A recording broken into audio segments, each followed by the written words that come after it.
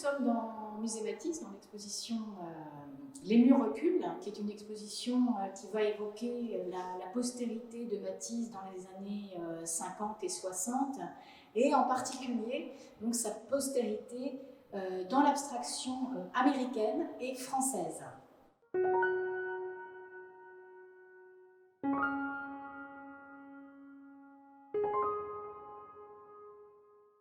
Alors, Matisse n'a jamais été à proprement parler un artiste abstrait, il est toujours resté à la limite de l'abstraction. En revanche, il a été très novateur en ce qui concerne la notion de tableau, c'est-à-dire qu'un tableau dans l'œuvre d'Henri Matisse n'est pas quelque chose qui cherche à imiter le monde extérieur, mais qui va chercher à exprimer un sentiment. Et comment l'exprime-t-il ? Il l'exprime à travers la couleur et les surfaces de couleur. L'exposition Les murs reculent réunit une vingtaine d'artistes autour de Matisse. Alors, parmi ces artistes, il y a Ezra Skelly, qu'on a rapproché pour la première fois d'une œuvre de Matisse qui s'appelle La danseuse créole. Alors c'est une rencontre et un dialogue exceptionnel, c'est la première fois que ce dialogue est illustré dans une exposition, et ça crée une rencontre merveilleuse. Alors dans La danseuse créole, on voit bien que Matisse a utilisé le vocabulaire de la couleur à travers un médium qu'il a mis en place et inventé à la fin de sa carrière, qui est la gouache découpée. Donc il travaillait avec des feuilles de papier gouaché qui étaient colorées et à l'intérieur desquelles il découpait. Donc c'était une manière de tailler directement dans la couleur. Et on voit dans cette composition de La danseuse créole qu'il a travaillé, ce qui est assez exceptionnel aussi dans son œuvre, avec des grands aplats donc de couleurs, mais géométriques.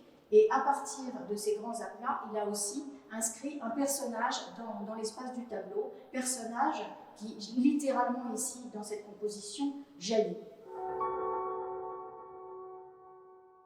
Alors pourquoi cette œuvre a été si importante pour un artiste comme Ezra Skelly? Tout simplement, d'abord, il faut s'interroger sur la rencontre entre Kelly et Matisse. Alors, Kelly ne rencontre pas Matisse en chair et en os, mais il rencontre son œuvre. Lorsqu'il est à Paris, en 1948, il visite des expositions Matisse. À cette époque-là, il y a de nombreuses expositions qui montrent justement cette période des gouaches découpées de l'œuvre de Matisse.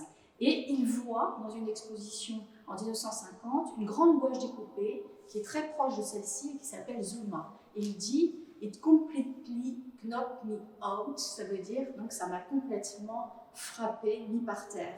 Donc il voit ça et c'est un choc.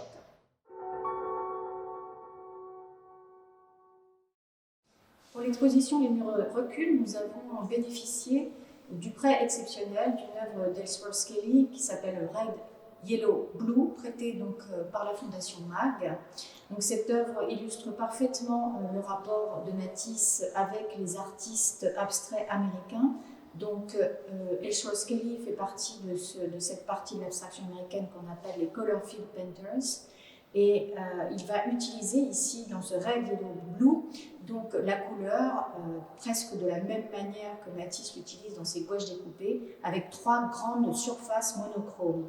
Alors apparemment, on a l'impression que ces surfaces font partie du même tableau, mais en réalité, ce sont trois éléments de couleur distincts, avec un carré rouge, ensuite un L jaune et ensuite un grand L qui est bleu. Donc voilà, Kelly va utiliser au maximum l'expression dans l'espace de la couleur dans cette peinture avec ce vocabulaire qu'on qualifie de hard edge, c'est-à-dire de couleur coupée, de la même manière que les gouaches de Matisse sont découpées.